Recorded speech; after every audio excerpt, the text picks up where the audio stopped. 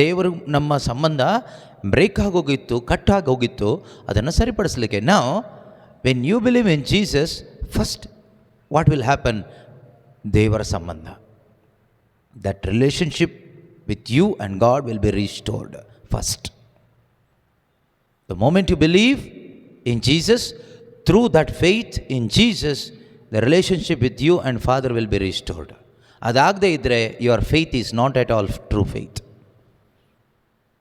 ಆ ತಂದೆ ಮಗನ ಸಂಬಂಧಕ್ಕೆ ಕನೆಕ್ಟ್ ಆದರೆ ಖಂಡಿತವಾಗಲೂ that is the beginning of your joy. That brings you great joy. ಅದು ನಿಜವಾದ ಪರಮಾನಂದ ತಂದು ಕೊಡುತ್ತೆ. Because you will found your daddy. You find your daddy god. ನಿನ್ನ ದೇವರನ್ನ ನೀನು ಕಂಡುಕೊಂಡೆ. ಅದಕ್ಕಿಂತ ಮೊದಲು ಯು ಆರ್ ಆನ್ ಆರ್ಫನ್, ಅನಾಥ, ಅಪ್ಪ ಇಲ್ದಿದ್ದವನು. ಈಗ ಯಾರನ್ನ ಕಂಡುಕೊಂಡೆ? You found your daddy through Jesus. Through Jesus ಏನು ಸಿಕ್ತು ಕೇಳಿದ್ರೆ, I found my daddy. I lost my daddy, but through Jesus I found my daddy. That gives you great joy. ದೇವರಿಗೆ ನಮ್ಮ ಕುರಿತಾಗಿ ಒಂದು ಡಿವೈನ್ ಪರ್ಪಸ್ ಅನ್ನೋದಿದೆ, ಒಂದು ದೈವಿಕವಾದ ಯೋಜನೆ ಅನ್ನೋದು ಇದೆ. ಒಂದು ದೈವಿಕವಾದ ಅಥವಾ ಸ್ವರ್ಗೀಯವಾದ ಒಂದು ಯೋಜನೆ ಇಟ್ಕೊಂಡೇ ದೇವರು ಈ ಪ್ರಪಂಚದಲ್ಲಿ ಮನುಷ್ಯರನ್ನು ಸೃಷ್ಟಿ ಮಾಡಿದ್ದು, ಅಥವಾ ನನ್ನನ್ನು ನಿಮ್ಮನ್ನು ಸೃಷ್ಟಿ ಮಾಡಿದ್ದು. ನಮ್ಮೊಬ್ಬೊಬ್ಬರ ಕುರಿತಾಗಿ, ಪ್ರತಿಯೊಬ್ಬರ ಕುರಿತಾಗಿಯೂ ದೇವರಿಗೆ ಒಂದು ಡಿವೈನ್ ಪರ್ಪಸ್ ಇದೆ, ಒಂದು ದೈವಿಕವಾದ ಅಥವಾ ಆತ್ಮಿಕವಾದ ಒಂದು ಪರ್ಪಸ್, ಒಂದು ಉದ್ದೇಶ ಇದೆ. ಆ ಉದ್ದೇಶ ಏನು ಅಂತ ನಮಗೆ ಅರ್ಥ ಆದರೆ ಮಾತ್ರ ನಮಗೆ ಈ ಹೇಳುವಂತಹ ವಿಶ್ವಾಸದ ಜೀವನ, ಪರಿಶುದ್ಧ ಜೀವನ, ಸಮಾಧಾನಕರವಾದ ಜೀವನ, ಕ್ರಿಸ್ತೀಯ ಜೀವನ, ಅಭಿಷೇಕದ ಜೀವನ, ಇದೆಲ್ಲ ಜೀವಿಸಲಿಕ್ಕೆ ಸಾಧ್ಯ ಆಗಬೇಕಾದ್ರೆ ಆ ಡಿವೈನ್ ಪರ್ಪಸ್ ನಮ್ಗೆ ಅರ್ಥ ಆಗಬೇಕು.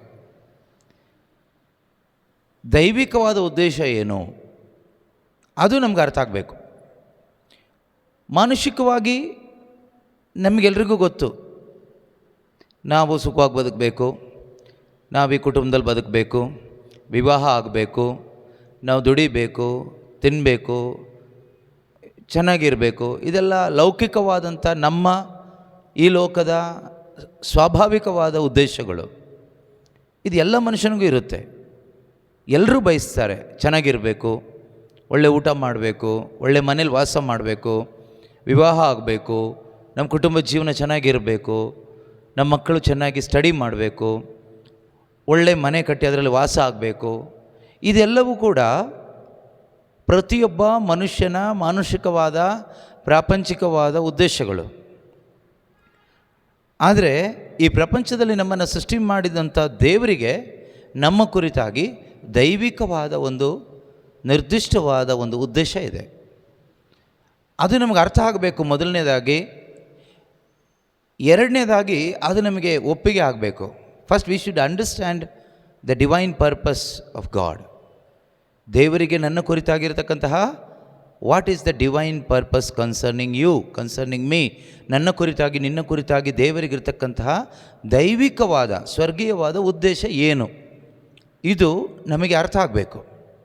ಎರಡನೇದಾಗಿ ವಿ ಶುಡ್ ಆಕ್ಸೆಪ್ಟ್ ಇಟ್. ನಾವು ಅದನ್ನು ಒಪ್ಕೋಬೇಕು, ನಾವು ಅದನ್ನು ಸ್ವೀಕಾರ ಮಾಡಬೇಕು. Then only I can surrender my self to that purpose. ಆ ಉದ್ದೇಶಕ್ಕೆ ನನ್ನನ್ನು ಸರೆಂಡರ್ ಮಾಡಿಕೊಡ್ಲಿಕ್ಕಾಗುತ್ತೆ. ಆಗ ಮಾತ್ರ ನಮ್ಮ ಜೀವನ ಪರಿಪೂರ್ಣ ಆಗೋದು. ಕಂಟೆಂಟ್ಮೆಂಟ್ ಅಂತ ಹೇಳ್ತೀವಲ್ವ, ಆ ಟ್ರೂ ಕಂಟೆಂಟ್ಮೆಂಟ್ಗೆ ನಾವು ಬರಬೇಕಾದ್ರೆ ಆ ಪರ್ಪಸ್ ಒಳಗಡೆ ಬರಬೇಕು. ದೇವರಿಗೆ ನನ್ನ ಕುರಿತಾಗಿ ಇರುವ ದೈವಿಕ ಉದ್ದೇಶದ ಒಳಗಡೆ ನಾನು ಬಂದರೆ ಮಾತ್ರನೇ ಆಯಿತಾ.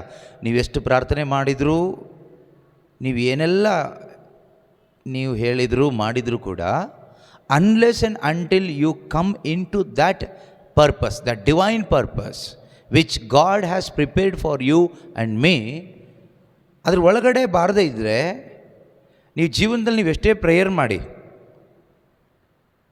ಏನೆಲ್ಲ ಮಾಡಿ, ಒಳಗಡೆ ಒಂದು ಇನ್ನರ್ ಜಾಯ್ ಅನ್ನೋದು ಇರೋದಿಲ್ಲ, ಒಂದು ಕಂಟೆಂಟ್ಮೆಂಟ್, ಒಂದು ಆಂತರಿಕವಾದ ಒಂದು ಸಂತೃಪ್ತಿ ಅಂತಕ್ಕಂಥದ್ದು ಇರೋದಿಲ್ಲ. ಆದರೆ ಅದಿಲ್ಲದೆ ಇದ್ದರೆ ನಮ್ಮ ಜೀವನ ಆಗೋದೂ ಇಲ್ಲ. Life cannot be life without having that contentment and joy within you. Life ಅನ್ನೋದು ನಿಜವಾಗ್ಲೂ ಲೈಫ್ ಆಗಬೇಕಾದ್ರೆ, ಅಥವಾ ಮೀನಿಂಗ್ ಬರಬೇಕಾದ್ರೆ ಲೈಫಿಗೆ, ಟ್ರೂ ಮೀನಿಂಗ್ ಲೈಫ್ ಅಂತ ನಾವು ಹೇಳ್ತೀವಿ, ಆದರೆ many are not able to experience life. Many are experiencing death. ಶರೀರ ಜೀವಂತವಾಗಿದೆ, ಮರಣ ಅನುಭವಿಸ್ತಾ ಇರ್ತೀವಿ. ಮರಣ ಅಂದರೆ ನಮಗೆ ಗೊತ್ತು, ಸಪ್ರೇಷನ್. ಆದರೆ ಮುಖ್ಯ ಉದ್ದೇಶ, ಅನೇಕ ಉದ್ದೇಶಗಳಿದೆ ಡಿವೈನ್ ಪರ್ಪಸಸ್. ಅದರಲ್ಲಿ ಒಂದು ಮುಖ್ಯವಾಗಿ, God wants to have fellowship with man. God created you for what?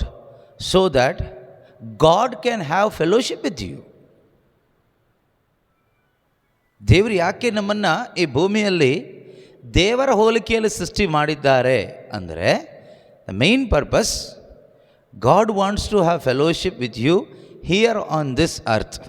ಈ ಭೂಮಿಯಲ್ಲಿ ದೇವರು ಮನುಷ್ಯನ ಒಂದು ಅನ್ಯೋನ್ಯತೆಯಲ್ಲಿ ಇರಲಿಕ್ಕೆ ಇಷ್ಟಪಟ್ಟರು.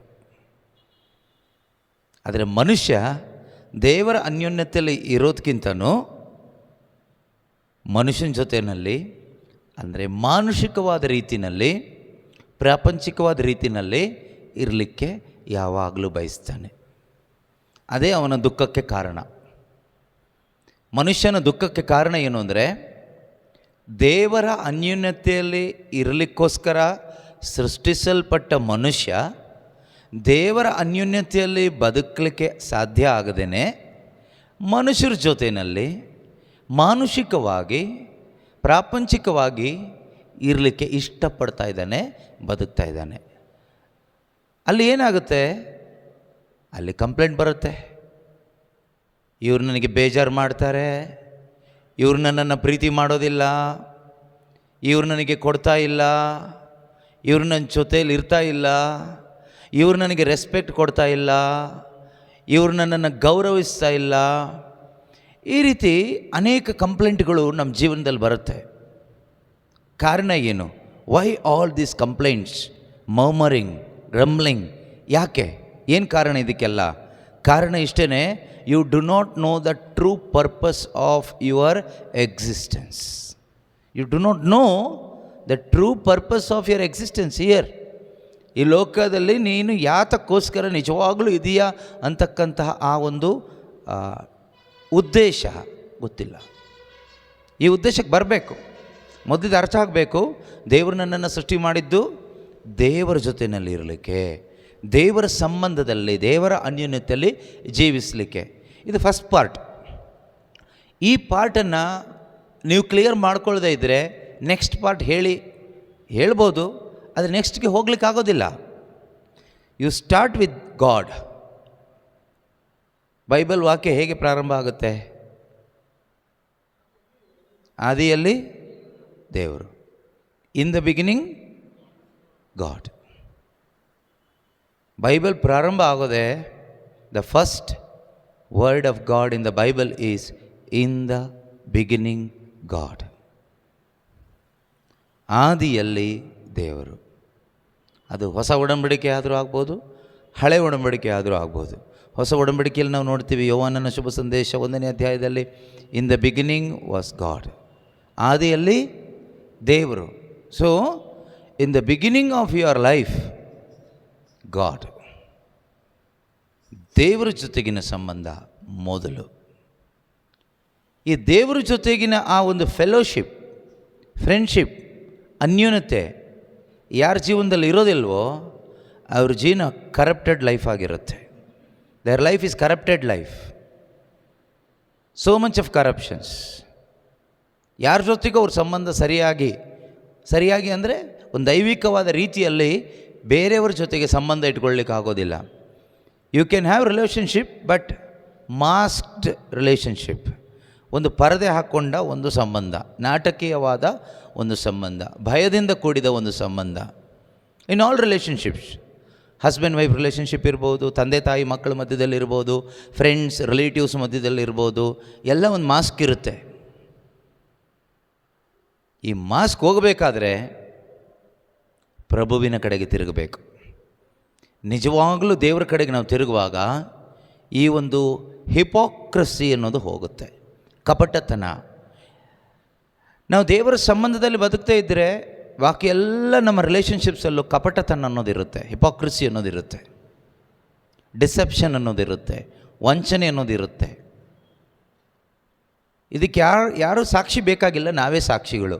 ನಮ್ಮೊಳಗಡೆನೇ ಗೊತ್ತು ನಾನು ಸರಿ ಇರೋದಿಲ್ಲ ಅಂತ, ನಾನು ಸರಿ ಇಲ್ಲ ಅಂತ. ಭಯದಿಂದ ಇವ್ರ ಜೊತೆಯಲ್ಲಿ ನಾನು ಮಾತಾಡ್ತಾ ಇದ್ದೀನಿ, ಇವ್ರ ಸಂಬಂಧದಲ್ಲಿ ನಾನಿದ್ದೀನಿ. ಒಂದು ಫ್ರೀಡಮ್ಮಿಂದ ಇರೋದಿಲ್ಲ, ತುಂಬ ಕಡಿಮೆ. ಇವತ್ತು ಎಷ್ಟೋ ಕಡೆ ಕುಟುಂಬ ಜೀವಿತದಲ್ಲಿ ನಾವು ನೋಡುವಾಗ ಗಂಡ ಹೆಂಡತಿ ಸಂಬಂಧದಲ್ಲಿ ಪೂರ್ಣ ಸ್ವಾತಂತ್ರ್ಯದಿಂದ ಅವರು ಪರಸ್ಪರ ಒಂದು ರಿಲೇಷನ್ಶಿಪ್ಪಲ್ಲಿಲ್ಲ. ಹೇಗಿದ್ದಾರೆ ಅಂದರೆ ಎಲ್ಲೋ ಮಾಸ್ಕ್ ಹಾಕ್ಕೊಂಡಿದ್ದಾರೆ, ಎಲ್ಲೋ ಒಂದು ಪರದೆ ಇದೆ, ಭಯ, ಸಂಶಯ, ಏನೋ ಒಂದು ಸಮಥಿಂಗ್ ಇಸ್ ದೇರ್. ಕಾರಣ ಏನು ಅಂದರೆ ದೇವರ ಜೊತೆ ನಾವು ಸರಿಯಾದ ರೈಟ್ ರಿಲೇಷನ್ಶಿಪ್ಪಲ್ಲಿ ಇಲ್ಲ. When A person is in right relationship with god, he can have or she can have a right relationship with everybody.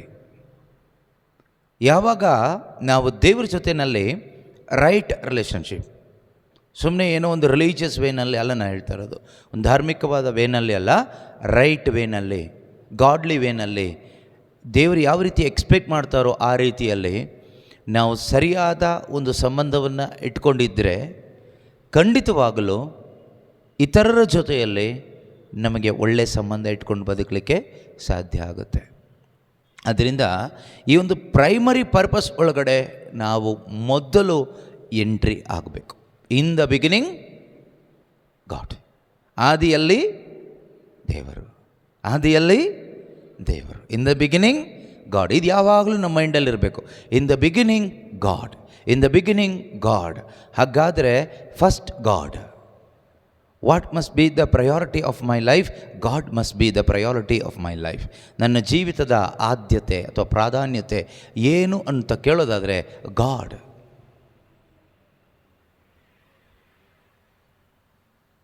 ಯಾವಾಗ ಆ ಪ್ರಯಾರಿಟಿ, ಆ ಒಂದು ಹೈರಾರ್ಕಿ ಇದೆಯಲ್ವಾ, ಆರ್ಡರ್, ಅದು ಹೆಚ್ಚು ಕಡಿಮೆ ಆಗುತ್ತೋ ನಿಮ್ಮ ಜೀವನ ಹೆಚ್ಚು ಕಡಿಮೆ ಆಗುತ್ತೆ. ನಮ್ಮ ಜೀವನದ ಈ ಒಂದು ಆರ್ಡರ್ ಇದೆಯಲ್ವಾ, ಈ hierarchical order, God must be first. ದೇವರು ಮೊದಲು. ದೇವರು ಎಲ್ಲೋ ಒಂದು ಕಡೆ ಸೆಂಟ್ರಲ್ ಅಲ್ಲ, ದೇವರು ಯಾವಾಗಲೂ ಅಪರೂಪಕ್ಕಲ್ಲ, ದೇವರು ನಮ್ಮ ಕಷ್ಟದ ಸಮಯದಲ್ಲಿ ಅಲ್ಲ, ಸಂಕಟದ ಸಮಯದಲ್ಲಿ ಅಲ್ಲ. ನಿನ್ನೆ ಒಬ್ಬರ ಜೊತೆಗೆ ಮಾತಾಡ್ತಾ ಇರಬೇಕಾದ್ರೆ ಅವ್ರು ಹೇಳ್ತಾಯಿದ್ರು, ನಮ್ಮ ಸುಖದಲ್ಲೂ ದುಃಖದಲ್ಲೂ ದೇವರು ಇರ್ತಾರೆ ನಮ್ಮ ಜೊತೆಯಲ್ಲಿ ಅಂತ ನನಗೆ ನಂಬಿಕೆ ಇದೆ ಬ್ರದರ್ ಅಂತ. ಯಾಕೆ ಬಾಕಿ ಟೈಮಲ್ಲೆಲ್ಲ ದೇವ್ರು ರೆಸ್ಟಲ್ಲಿ ಇರ್ತಾರೆ ಅಂತ ಕೇಳಿದೆ ನಾನು. ಸುಖವಾಗಿರುವಾಗ ದೇವ್ರು ಇರ್ತಾರೆ ಅಂತ ಗೊತ್ತಂತೆ, ದುಃಖದಲ್ಲಿರುವಾಗ ದೇವರು ಇನ್ನೂ ಹತ್ತಿರದಲ್ಲಿ ಇರ್ತಾರೆ ಅಂತ ಅವರಿಗೆ ವಿಶ್ವಾಸ ಇದೆಯಂತೆ. ಸೊ ಇನ್ ಬಿಟ್ವೀನ್, ಸುಖ ಮತ್ತು ದುಃಖದ ಮಧ್ಯದಲ್ಲಿ, ಈ ಸುಖ ಮತ್ತು ದುಃಖದ ಮಧ್ಯದಲ್ಲಿ ಒಂದು ಗ್ಯಾಪ್ ಇದೆಯಲ್ವಾ, ಆ ಗ್ಯಾಪಲ್ಲಿ ಯಾರಿರ್ತಾರೆ? ದೇವರಿರಲ್ವಾ? ನಿದ್ದೆ ಮಾಡ್ತಾ ಇರ್ತಾರ? ವಿಶ್ರಾಂತಿ, ದೇವರು ವಿಶ್ರಾಂತಿ ತೊಗೊಳ್ತಾರ ಆ ಟೈಮಲ್ಲಿ ಏನಾದರೂ? ಇಲ್ಲ ತಾನೇ. ಹಾಂ, ದೇವರು ಯಾವಾಗಲೂ ನಮ್ಮ ಜೊತೆ ಸಂಪರ್ಕದಲ್ಲಿ, ಸಂಬಂಧದಲ್ಲಿ, ಅನ್ಯೋನ್ಯತೆಯಲ್ಲಿ, ಫೆಲೋಶಿಪ್ಪಲ್ಲಿ ಇರಲಿಕ್ಕೆ ಬಯಸುವಂಥ ದೇವರು. ಕೇವಲ ನಮ್ಮ ಕಷ್ಟದ ಸಮಯದಲ್ಲಿ ಬಂದು ನಮಗೆ ಸಹಾಯ ಮಾಡಿ ಹೋಗಿ, ಸಂತೋಷದ ಸಮಯದಲ್ಲಿ ನಮಗೊಂದು ನಾನಿದ್ದೀನಪ್ಪ ಸಂತೋಷವಾಗಿರು ಅಂತ ಹೇಳುವಂಥ ದೇವರಲ್ಲ. ಇರ್ತಾರೆ, ಯಾವಾಗಲೂ ಇರ್ತಾರೆ. ಆ ಫೇತ್ ನಮಗಿರಬೇಕು. ಅದಕ್ಕೇ ಇಮ್ಯಾನ್ಯುವೆಲ್ ಅಂದರೆ ಏನರ್ಥ? ದೇವರು ನಮ್ಮೊಂದಿಗೆ. ಅಲ್ಲಿ ಕಷ್ಟದ ಸಮಯದಲ್ಲಿ ಅಂತಲೂ ಇಲ್ಲ, ದುಃಖದ ಸಮಯದಲ್ಲಿ ಅಂತಲೂ ಇಲ್ಲ, ಮುಂಜಾನೆ ಅಂತಲೂ ಇಲ್ಲ, ರಾತ್ರಿ ಅಂತಲೂ ಇಲ್ಲ, ಯಾವಾಗಲೂ ದೇವರು ನಮ್ಮೊಂದಿಗೆ. ದೇವರಿಗೆ ಯಾವುದೇ ಸಮಯ ಇಲ್ಲದೆ ಇರೋದರಿಂದ ಅದಕ್ಕೆ ಮುಂದೇನು ಹಾಕಿಲ್ಲ, ಆಲ್ವೇಸ್ ಅಂತ ಏನೂ ಹಾಕಿಲ್ಲ. ಇಮ್ಯಾನ್ಯುವೆಲ್, ದೇವರು ನಮ್ಮೊಂದಿಗೆ. ದೇವರಿಗೆ there is no time limit for God, there is no space. God is not bound to any time or space limit. Is out of all this limitation. ಎಲ್ಲ ಈ ಲಿಮಿಟೇಷನ್ಸ್ ಅವ್ರ ಒಳಗಡೆನೇ ಇದೆ. God is controlling time and space and everything. Entire universe is under his control. God is not controlled by anything. ನಾವು ಆ ರೀತಿ ದೇವರಿಗೆ time ಕೊಟ್ಟು ಹೇಳ್ತೀವಿ. ಬೆಳಗ್ಗೆ ದೇವರು, ಸಂಜೆ ದೇವರು, ಮಧ್ಯಾಹ್ನ ದೇವರು, ಮುಂಜಾನೆ ಪ್ರಾರ್ಥನೆ, ಮಧ್ಯಾಹ್ನದ ಪ್ರಾರ್ಥನೆ, ರಾತ್ರಿ ಪ್ರಾರ್ಥನೆ, ಮಧ್ಯರಾತ್ರಿ ಪ್ರಾರ್ಥನೆ, ಭಾನುವಾರದ ಪ್ರಾರ್ಥನೆ, ಸೋಮವಾರದ ಪ್ರಾರ್ಥನೆ, ಶನಿವಾರದ ಪ್ರಾರ್ಥನೆ, ತಪಸ್ಕಾಲದ ಪ್ರಾರ್ಥನೆ, ತಪಸ್ಕಾಲ ಇಲ್ಲದೆ ಇರುವ ಸಾಧಾರಣ ಕಾಲದ ಪ್ರಾರ್ಥನೆ. ನಾವು ಟೈಮ್ ಸ್ಪೇಸ್ ಲಿಮಿಟ್ ಒಳಗಡೆ ಇರೋದರಿಂದ ನಮಗೆ ಕಾಲ, ಗಂಟೆ, ದಿನ ಎಲ್ಲ ಇದೆ. ಆದರೆ ದೇವರಿಗಿದು ಯಾವುದೂ ಇಲ್ಲ. ಗಾಡ್ ಈಸ್ ಆಲ್ವೇಸ್, ಆಲ್ವೇಸ್, ಎಲ್ಲ ಸಂದರ್ಭದಲ್ಲೂ, ನಮ್ಮ ಜೀವನದ ಎಲ್ಲ ಸಂದರ್ಭದಲ್ಲೂ, ಎಲ್ಲ ಗಳಿಗೆಯಲ್ಲೂ, ಎಲ್ಲ ವೇಳೆಯಲ್ಲೂ ದೇವರು ನಮ್ಮ ಜೊತೆ ಇದ್ದಾರೆ. ಹಾಗಾದರೆ ನಮ್ಮ ಪ್ರಶ್ನೆ ಏನು ಅಂದರೆ, ಎಲ್ಲ ಟೈಮಲ್ಲೂ ದೇವರು ನಮ್ಮ ಜೊತೆಗೆ ಇದ್ಮೇಲೆ ಯಾಕೆ ನಮಗೆ ಎಕ್ಸ್ಪೀರಿಯನ್ಸ್ ಮಾಡೋಕ್ಕಾಗ್ತಾ ಇಲ್ಲ? ಎಕ್ಸ್ಪೀರಿಯನ್ಸ್ ಅಂದರೆ ನಾವು ಎಕ್ಸ್ಪೆಕ್ಟ್ ಮಾಡೋದು ಒಂದು ಟ್ಯಾಂಜಿಬಲ್ ವೇನಲ್ಲಿ, ಒಂದು ಶಾರೀರಿಕವಾದ ರೀತಿಯಲ್ಲಿ, ಒಂದು ಫಿಸಿಕಲ್ ವೇನಲ್ಲಿ ದೇವರು ನಮಗೆ ಫೀಲಿಂಗ್ ಕೊಡಬೇಕು. ನಾನಿದ್ದೀನಿ ಅನ್ನೋ ಒಂದು ಫೀಲಿಂಗ್, ದೇವರು ನಮ್ಮ ಜೊತೆಗಿದ್ದಾರೆ ಅಂತಕ್ಕಂಥ ಫೀಲಿಂಗ್ ನಮಗೆ ಯಾಕೆ ಸಿಗ್ತಾ ಇಲ್ಲ ಅಂತ ಒಂದು ಪ್ರಶ್ನೆ ಬರುತ್ತೆ. ಆದರೆ you cannot experience God through feelings, through senses. ನಮ್ಮ ಪಂಚೇಂದ್ರಿಯಗಳ ಮುಖಾಂತರ, ಸೆನ್ಸ್ ನಾಲೆಡ್ಜಲ್ಲಿ ದೇವರ ಸಾನ್ನಿಧ್ಯವನ್ನು ಅನುಭವಿಸ್ಲಿಕ್ಕೆ ಆಗೋದಿಲ್ಲ. But you can experience God's presence only through faith. ವಿಶ್ವಾಸದ ಮುಖಾಂತರ ಮಾತ್ರನೇ ದೇವರು ನನ್ನ ಜೊತೆಗಿದ್ದಾರೆ ಅಂತ ನನಗೆ ತಿಳ್ಕೊಳ್ಳಿಕ್ಕಾಗುತ್ತೆ. ಆಗ ನೀವು pass. If you are able to sense the presence of God by faith, not by sense knowledge, not by feelings, but by faith. If you are able to accept, if you are able to acknowledge the presence of God by faith, you are pass. You pass ಆದ್ರಿ. If not, you are failed. ನನಗೆ ದೇವರ ಸಾನ್ನಿಧ್ಯನೇ ಅನುಭವಿಸ್ಲಿಕ್ಕೆ ಆಗ್ತಾ ಇಲ್ಲ. Prayer ಮಾಡುವಾಗ ದೇವರ ಸಾನ್ನಿಧ್ಯ ಇರುತ್ತೆ, price and ವರ್ಷಿಪ್ಪಲ್ಲಿ ದೇವರ ಸಾನ್ನಿಧ್ಯ ಇರುತ್ತೆ, ಧ್ಯಾನದ ಟೈಮ್ನಲ್ಲಿ ದೇವರ ಸಾನ್ನಿಧ್ಯ ಇರುತ್ತೆ, ಚರ್ಚ್ ಒಳಗಡೆ ದೇವರ ಸಾನ್ನಿಧ್ಯ ಇರುತ್ತೆ. ಆಮೇಲೆ ಅವ್ರ ಸಾನ್ನಿಧ್ಯನೇ ಅನುಭವಿಸ್ಲಿಕ್ಕೆ ಆಗ್ತಾ ಇಲ್ಲ. ಕಾರಣ ಏನು? ಕಾರಣ simple, you do not have faith. Even Satan experienced the presence of God without faith. ಸೈತಾನನಿಗೂ ಯೇಸುವಿನ ಅನುಭವ ಸಿಕ್ತು. ಯೇಸು ಬಂದಾಗ ಸೈತಾನ ಹೇಳ್ತಾನೆ, ನೀವು ದೇವರ ಪುತ್ರ, ನಮ್ಮ ನಾಶಕ್ಕಾಗಿ ಬಂದವರೇನು, ಇಷ್ಟು ಬೇಗ ನೀವು ಯಾಕೆ ಬಂದ್ರಿ, ನಮಗಿನ್ನೂ ಟೈಮ್ ಇದೆ ಅಂತ. ಯೇಸು ಹೇಳಿದ್ರು, ಮುಚ್ಚು ಬಾಯಿ, ಜಾಸ್ತಿ ಮಾತಾಡಬೇಡ ಅಂತ. ಅನೇಕರ ಮೇಲಿದ್ದ ದೆವ್ವಗಳು ಯೇಸುವೆ ದೇವರ ಪುತ್ರ ಎಂದು ಬೊಬ್ಬೆ ಹಾಕುತ್ತಾ ಬಿಟ್ಟು ಹೋಯಿತು ಅಂತ ಬೈಬಲ್ ಹೇಳುತ್ತೆ. That means even Satan can sense the presence of God, presence of Jesus. Satan also can feel the presence of God, but Satan never changes. Satan will never repent. ಸೈತಾನ ಬದಲಾಗೋದಿಲ್ಲ, ಮಾನಸಾಂತರ ಪಡೋದಿಲ್ಲ. ಅದೇ ರೀತಿ ಎಷ್ಟೋ ಜನ ಕರಿಸ್ಮ್ಯಾಟಿಕ್ ಧ್ಯಾನಕ್ಕೆ ಬರೋವರು, ಕರಿಸ್ಮ್ಯಾಟಿಕ್ ಧ್ಯಾನಕ್ಕೆ ಕೊಡೋವರು ಇದ್ದೀರಿ. You can feel the presence of Jesus, you can see the visions of Jesus.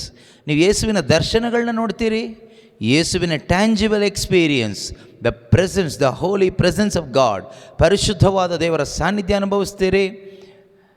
Powerful presence of God, ದೇವರ ಶಕ್ತಿಯುತವಾದ ಸಾನ್ನಿಧ್ಯ ಅನುಭವಿಸ್ತೀರಿ. ಅನುಭವಿಸಿದವರು ಎಷ್ಟೋ ಜನ ಇದ್ದೀರಿ. Even Satan did the same, he also gone through that. ಆದರೆ ಯಾಕೆ ಚೇಂಜ್ ಆಗಿಲ್ಲ ಸೈತಾನ? ಯಾಕೆ ಅವನು ಮಾನಸಾಂತರ ಪಟ್ಟಿಲ್ಲ? ಅದು ವಿಶ್ವಾಸದ ಮುಖಾಂತರ ಅನುಭವಿಸಿದ್ದಲ್ಲ, ಅದೊಂದು ಬಾಹ್ಯವಾದ ರೀತಿಯ ಅನುಭವ. Tangible experience. ಸೊ ಏನು ಹೇಳ್ತಾ ಬಂದೆ ಅಂದರೆ, tangible experience of god cannot change your heart.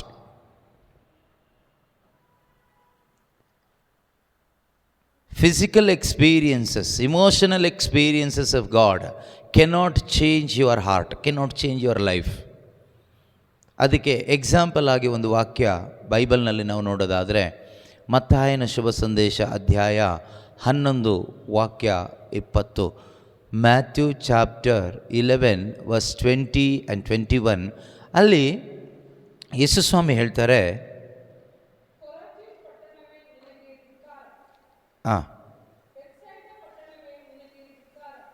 20ನೇ ವಾಕ್ಯದಿಂದ ಓದ್ತಾ ಇದ್ದೀರಾ? ಅದೇ ಇಂಪಾರ್ಟೆಂಟ್ ವಾಕ್ಯ ಮಿಸ್ ಮಾಡಿಬಿಟ್ಟು ಬಾಕಿ ಧಿಕ್ಕಾರ ಓದ್ಬಿಟ್ರೆ ಜನ ಧಿಕ್ಕಾರ ಆಗ್ತಾರೆ. ನಮಗೆ ಯಾಕೆ ಧಿಕ್ಕಾರ ಅನ್ನೋದು ಗೊತ್ತಾಗಬೇಕಲ್ಲ.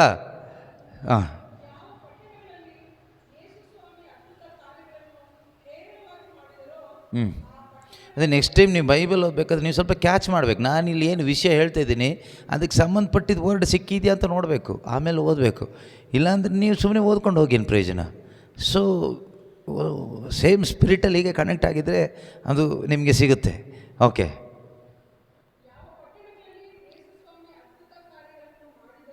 ಯಾವ ಪಟ್ಟಣಗಳಲ್ಲಿ ಯೇಸುಸ್ವಾಮಿ ಅದ್ಭುತ ಕಾರ್ಯಗಳನ್ನು ಹೇರಳವಾಗಿ ಮಾಡಿದರೋ ಆ ಪಟ್ಟಣಗಳ ಜನರೇ ಪಾಪಕ್ಕೆ ವಿಮುಖರಾಗಲಿಲ್ಲ.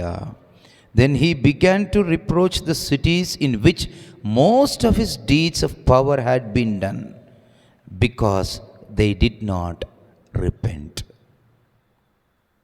ಆಶ್ಚರ್ಯಕರವಾದ ದೇವರ ವಾಕ್ಯ. People are running behind miracles today. ಇವತ್ತು ಜನ ಅದ್ಭುತಗಳಿಂದ ಓಡ್ತಾ ಇದ್ದಾರೆ, ಧ್ಯಾನ ಕೂಟಗಳಿಗೆ, ಪ್ರಾರ್ಥನಾ ಕೂಟಗಳಿಗೆ ಓಡ್ತಾ ಇದ್ದಾರೆ. For what? For miracles. But Bible says miracle can not change your heart. It will not bring repentance. It will not bring faith in you. ಇದು ನಿನ್ನಲ್ಲಿ ಮಾನಸಾಂತರ ತರೋದಿಲ್ಲ. ಅದ್ಭುತಗಳು ಮಾನಸಾಂತರವನ್ನು ತರೋದಿಲ್ಲ. ಯೇಸುಸ್ವಾಮಿ ಯಾವ ಪಟ್ಟಣದಲ್ಲಿ ಹೆಚ್ಚು ಅದ್ಭುತ ಕಾರ್ಯಗಳನ್ನು ಮಾಡಿದರೋ ಆ ಪಟ್ಟಣದ ಜನರು ಪಾಪಕ್ಕೆ ವಿಮುಖರಾಗಲಿಲ್ಲ. ನಮ್ಮ ಜೀವನನೂ ಹಾಗೆ.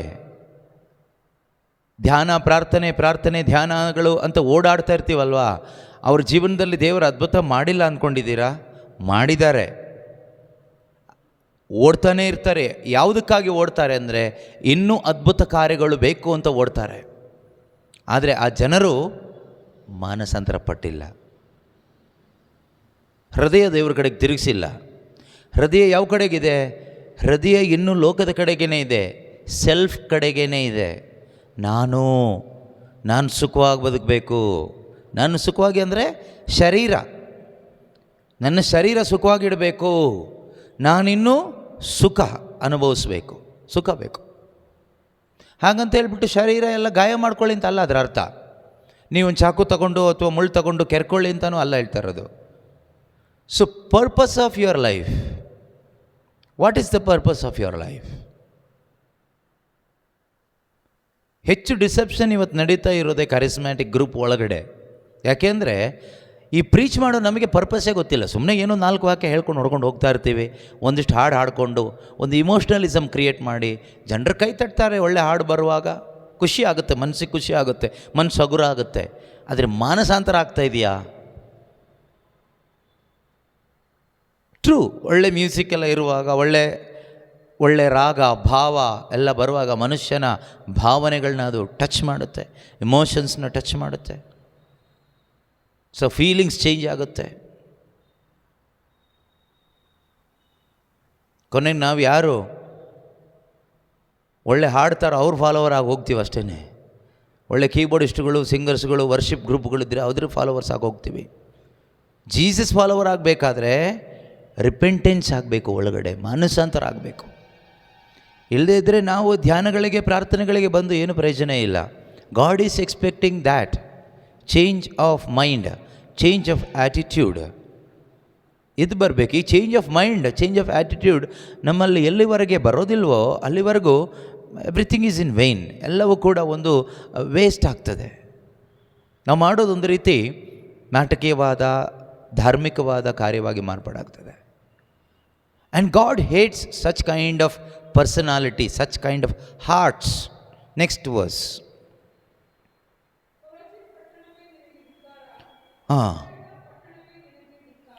Woe to you, Chorazin! Woe to you, Bethsaida! For if the deeds of power done in you had been done in Tyre and Sidon, they would have repented long ago in sackcloth and ashes. ನಿನ್ನಲ್ಲಿ ಮಾಡಿದ ಅದ್ಭುತ ಕಾರ್ಯವನ್ನು tyre ಮತ್ತು ಸಿದೋನ್ ಪಟ್ಟಣದಲ್ಲಿ ಮಾಡಿದಿದ್ರೆ ಅಲ್ಲಿನ ಜನರು ಎಂದೋ ಗೋಣಿ ಚೀಲ ತೊಟ್ಕೊಂಡು, ಗೋಣಿ ಉಟ್ಕೊಂಡು, ಬೂದಿಯಲ್ಲಿ ಕುಳಿತುಕೊಂಡು ಪಶ್ಚಾತ್ತಾಪ ಪಡ್ತಾಯಿದ್ರು. ಈ ಟೈರ್ ಮತ್ತು ಸಿದೋನ್ನಲ್ಲಿ ಯೇಸು ಅದ್ಭುತ ಮಾಡಲಿಲ್ಲ. ಆದರೆ ಯೇಸು ಹೇಳ್ತಾರೆ, ಬೆತ್ಸೈದ ಪಟ್ಟಣವೇ, ಕೊರಾಜಿನ್ ಪಟ್ಟಣವೇ, ನಿನಗೆ ಧಿಕ್ಕಾರ, ನಿನಗೆ ಧಿಕ್ಕಾರ. ಇದು ಯಾರಿಗೆ ಯೇಸು ಧಿಕ್ಕಾರ ಹೇಳ್ತಾ ಇರೋದು? ಸೌಖ್ಯ ಪಡ್ಕೊಂಡವರಿಗೆ, ಯಾರೆಲ್ಲ ಅದ್ಭುತಗಳು ದೇವರಿಂದ ನನಗೆ ಈ ಆಶೀರ್ವಾದ ಸಿಕ್ತು, ದೇವರಿಂದ ನನಗೆ ಅದ್ಭುತ ಆಯಿತು ಅಂತ ಹೇಳಿ ಮಾನಸಾಂತರ ಪಡೆದೆ, ಹೃದಯವನ್ನು ಇನ್ನೂ ದೇವರ ಕಡೆಗೆ ತಿರುಗಿಸದೆ ಇನ್ನೂ ಕೂಡ ಲೋಕಮಯವಾಗಿ ಬದುಕ್ತಾ ಇರುವವರಿಗೆ ಯೇಸು ಹೇಳ್ತಾರೆ, ಓಯ್ ಟು ಯು, ಧಿಕ್ಕಾರ, ನಿನಗೆ ಧಿಕ್ಕಾರ. ಇನ್ನೊಂದು ಅದ್ಭುತಕ್ಕಾಗಿ ಮಾತ್ರ ಬಂದಿದ್ದೀಯಾ, ನಿನಗೆ ಧಿಕ್ಕಾರ. Where is your heart? ಹೃದಯ ಎಲ್ಲಿದೆ? ಲೋಕದ ಕಡೆಗೆ ಇದೆಯಾ?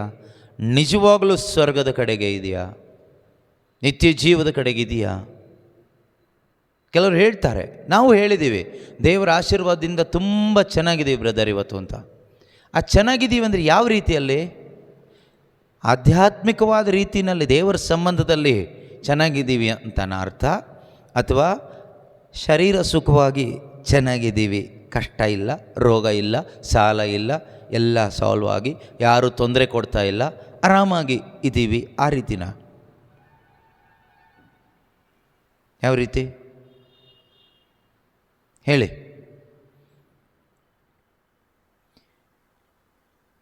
ನಿಮ್ಮನ್ನು ಕೇಳೋದೆ ನಾನೇ ಹೇಳ್ತೀನಿ. ಯಾವ ರೀತಿ ಅಂದರೆ ಶಾರೀರಿಕವಾದ ರೀತಿಯಲ್ಲೇ, ನಮ್ಮದೆಲ್ಲ ಲೆಕ್ಕಾಚಾರ ಅಷ್ಟೇ. ಚೆನ್ನಾಗಿದ್ದೀವಿ ಬ್ರದರ್ ಇವತ್ತು, ದೇವ್ರ ನಮ್ದಾಗಿಂದ ನಾವು ಚೆನ್ನಾಗಿದ್ದೀವಿ ಅಂದರೆ ಮೊದಲೆಲ್ಲ ಆಸ್ಪತ್ರೆ ಅಂತ ತುಂಬ ದುಡ್ಡು ಇಡ್ತಾ ಇದ್ವಿ. ಯೇಸು ಸ್ವಾಮಿ ನಮ್ದಾಗಿಂದ ಚೆನ್ನಾಗಿದ್ದೀವಿ. ಏನು ಚೆನ್ನಾಗಿದೆಯಪ್ಪ? ರೋಗ ಇಲ್ಲ ಈಗ, ಅಷ್ಟೇ ತಾನೇ. ಎಲ್ಲರನ್ನೂ ಕ್ಷಮಿಸೋಕ್ಕಾಗ್ತಾ ಇದೆಯಾ? ಎಲ್ಲರನ್ನೂ ಪ್ರೀತಿ ಮಾಡೋಕ್ಕಾಗ್ತಾ ಇದೆಯಾ? ಶತ್ರುಗಳನ್ನ ಪ್ರೀತಿಸ್ಲಿಕ್ಕಾಗ್ತಾ ಇದೆಯಾ? ಜೀವನದ ಗುರಿ ಬದಲಾಗಿದೆಯಾ?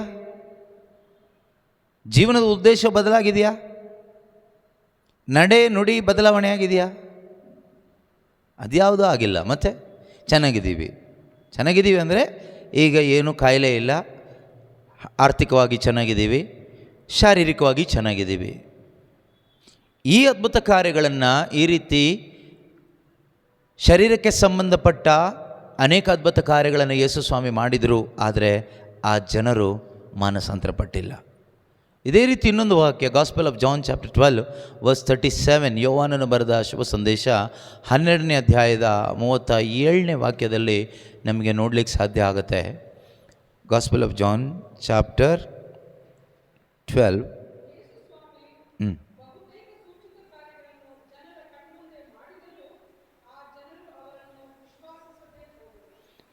ಎಷ್ಟೊಂದು ದುಃಖಕರವಾದ ವಾಕ್ಯ. ಯೇಸು ಸ್ವಾಮಿ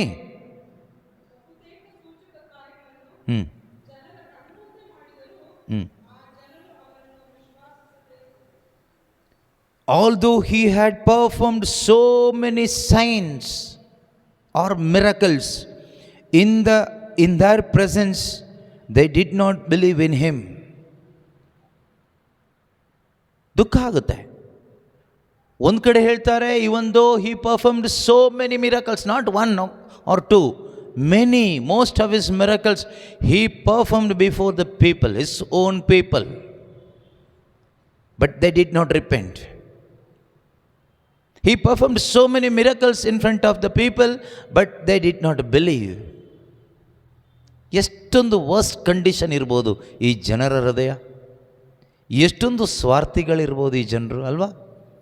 so today we are running behind miracles, signs and wonders. ಅದ್ಭುತ ಕಾರ್ಯಗಳು, ಸೂಚಕ ಕಾರ್ಯಗಳು, ಆಶೀರ್ವಾದಗಳು, ಇದ್ರ ಹಿಂದೆ ನಾವು ಓಡ್ತಾನೇ ಇರ್ತೀವಿ. ಆದರೆ ದೇವರ ಕರುಣೆಯಿಂದ ಮನುಷ್ಯನ ಜೀವನದಲ್ಲಿ ಅದ್ಭುತಗಳು ಆಗ್ತಾನೇ ಇದೆ. ಅನೇಕ ಅದ್ಭುತ ಕಾರ್ಯಗಳು, ಸೂಚಕ ಕಾರ್ಯಗಳು ದೇವರು ಜಗತ್ತು ಸೃಷ್ಟಿಯಾದ ಅವತ್ತಿನಿಂದ ಇವತ್ತಿನ ತನಕನೂ ಮನುಷ್ಯನಿಗೋಸ್ಕರ ಈ ಲೋಕದಲ್ಲಿ ಮಾಡ್ತಾನೇ ಇದ್ದಾರೆ. ನಮ್ಮೊಬ್ಬೊಬ್ಬರ ಜೀವನದಲ್ಲೂ ಈ ಅದ್ಭುತ ಪಡ್ಕೊಳ್ತಾನೇ ಇದ್ದೀವಿ. ಇವತ್ತು ನಾವು ಜೀವಂತವಾಗಿ ಉಳಿದಿರೋದು ಒಂದು ಅದ್ಭುತನೇ. ದೇವರು ಉಳಿಸಿದ್ದಾರೆ. ಎಷ್ಟೋ ಅಪಘಾತಗಳು, ಎಷ್ಟೋ ಅನಾಹುತಗಳು, ಎಷ್ಟೋ ರೋಗಗಳು, ಎಷ್ಟೋ ಪರಿಸ್ಥಿತಿಗಳು, ಬೇರೆ ಬೇರೆ ಕೇಡುಗಳು ನಮಗೆ ಸಂಭವಿಸಿದ್ರೂ ಕೂಡ ನಾವಿನ್ನು ಸತ್ತು ಹೋಗದೆ ಇನ್ನೂ ಉಳಿದಿದ್ದೀವಿ ಅಂದರೆ ದೇವರು ಅದ್ಭುತ ಮಾಡಿದ್ದಾರೆ. ದೇವರು ಅದ್ಭುತ ಮಾಡಿದ್ದಾರೆ ನಮ್ಮ ಜೀವಿತದಲ್ಲಿ. ಆದರೆ ನಾವಿನ್ನೂ ಕೂಡ ಬಯಸ್ತಾ ಇರೋದು ಅದ್ಭುತವನ್ನು ಬಯಸ್ತಾ ಇದ್ದೀವಿ. ಅದು ಮನುಷ್ಯನ ಒಂದು ಸ್ವಭಾವ. ಮನುಷ್ಯನಿಗೆ ಈ ಶರೀರಕ್ಕೆ ನೀವೆಷ್ಟೇ ಸುಖ ಕೊಡಿ ಯಾವತ್ತೂ ಸಾಕು ಅಂತ ಹೇಳಲ್ಲ. ಅದು ಮನುಷ್ಯನ ಒಂದು ಸ್ವಭಾವ. ಈ ಮನುಷ್ಯನ ಸ್ವಭಾವ ಅನ್ನೋದಕ್ಕಿಂತ ಅದು ಈ ದೇಹದ ಒಂದು ಸ್ವಭಾವ. That is the character of every flesh, every human body. ಪ್ರತಿಯೊಬ್ಬ ಮನುಷ್ಯನ ಸ್ವಭಾವ. ನೀವೆಷ್ಟೇ ಫೀಡ್ ಮಾಡ್ತಾ ಹೋಗಿ ಶರೀರಕ್ಕೆ ಸಾಕಪ್ಪ ಅಂತ ಹೇಳೋದಿಲ್ಲ. ಇನ್ನು ಶರೀರಕ್ಕೆ ಸುಖ ತೊಂದರೆ ಆದರೆ ಸಾಕು ಅನ್ನುತ್ತೆ. ಡಿಸ್ಟರ್ಬ್ ಆದರೆ ಗ್ಲೆನ್ನಿಗೆ ಮಧ್ಯಾಹ್ನ ಸ್ಟಮಕ್ ಸರಿ ಇರಲಿಲ್ಲ ಅಂತ, ಅದಕ್ಕೆ ಸಾಕು ಅಂತ ಹೇಳಿದ. ಒಳ್ಳೆ ಊಟ ಇತ್ತು, ಊಟ ಮಾಡೋಕ್ಕಾಗಿಲ್ಲ ಅವನಿಗೆ, ಯಾಕಂದರೆ ಸ್ಟಮಕ್ ಅಪ್ಸೆಟ್ ಆಯ್ತಂತೆ. ಬೆಳಗ್ಗೆ ಏನು ತಿಂದುಬಿಟ್ಟು ಸ್ಟಮಕ್ ಅಪ್ಸೆಟ್ ಆಯ್ತು. ಆ ಥರ ಫಿಸಿಕಲಿ ಶರೀರಕ್ಕೆ ಏನಾದರೂ ಪ್ರಾಬ್ಲಮ್ ಆದರೆ ನಾವು ತಿನ್ನೋದಿಲ್ಲ. Otherwise we eat, we want to eat, but ನಾವು I can't eat, so I don't want to eat. ಇಷ್ಟೇ ಪ್ರತಿಯೊಬ್ಬ ಮನುಷ್ಯನ ಹಣೆ ಬರನೂ ಇಷ್ಟೇ, ಎಲ್ಲ ದೇಹನೂ ಇಷ್ಟೇ. ಶುಗರ್ ಬಂದುಬಿಟ್ರೆ, ಸಕ್ಕರೆ ಕಾಯಿಲೆ ಬಂದವರು ನೋಡಿ, ಕಾರ್ಬೋಹೈಡ್ರೇಟ್ ಜಾಸ್ತಿ ಇರೋದು ಯಾವುದು ತಿನ್ನೋದಿಲ್ಲ, ಅಥವಾ ಸಕ್ಕರೆ ಐಟಮ್ಸ್ ಯಾವುದು ತಿನ್ನೋದಿಲ್ಲ. ಇಷ್ಟ ಇಲ್ಲ ಅಂತಲ್ಲ, ಅವ್ರಿಗೆ ಜಾಸ್ತಿ ಇಷ್ಟ. ಇನ್ನು ಕೆಲವರಿದ್ದಾರೆ, ನಮ್ಮ ಮೈಲ್ಸಂದ್ರದಲ್ಲಿ ನಮ್ಮ ಒಬ್ಬ ಸಹೋದರಿ ಚಿನ್ನಮ್ಮ ಅಂತ ಇದ್ದಾರೆ, ಅವರ ಅಮ್ಮ ಇದ್ದಾರೆ. ಅವ್ರಿಗೆ ಸಕ್ಕರೆ ಕಾಯಿಲೆ ಜಾಸ್ತಿಯಾಗಿ 400 ಓಡ್ತಾ ಇರುತ್ತೆ ಯಾವಾಗಲೂ. ಯಾವಾಗ ಚೆಕ್ ಮಾಡಿದರೂ 400+, ಅಬೌವ್ 300 ಅಥವಾ 400 ರೇಂಜಲ್ಲೇ ಇರುತ್ತೆ. ಆದರೆ ಸಕ್ಕರೆ ಇಲ್ಲದೆ ಟೀ ಇವತ್ತಿಗೂ ಕುಡಿಯಲ್ಲ. Without sugar she won't drink tea. ಅನ್ನ ಬೇಕೇ ಬೇಕು. ಅಂದರೆ ಅದು ಇದ್ದರೂ ಮನುಷ್ಯನಿಗೆ ಇದು ತಿನ್ನಬೇಕು ಅನ್ನೋ ಆಸೆ ಹೋಗಲ್ಲ. ಇದು ಯಾರ ಶರೀರದ ಆಸೆ ಕೇಳಿದರೆ, ಅವ್ರ ಶರೀರದ ಆಸೆ ಅಲ್ಲ, ನನ್ನ ಶರೀರದ ಆಸೆ. ಶರೀರ ಇರುವ ಪ್ರತಿಯೊಬ್ಬರದ ಆಸೆನೂ ಅಷ್ಟೇ. ಶರೀರವನ್ನು ತೃಪ್ತಿಪಡಿಸೋದೇ ನಮ್ಮ ಕೆಲಸ ಜೀವನ ಪೂರ್ತಿ. ಅದಕ್ಕಾಗೊಂದು ಪ್ರಾರ್ಥನೆ, ಅದಕ್ಕಾಗೊಂದು ಧ್ಯಾನ, ಅದಕ್ಕಾಗೊಂದು ವಿಶ್ವಾಸ.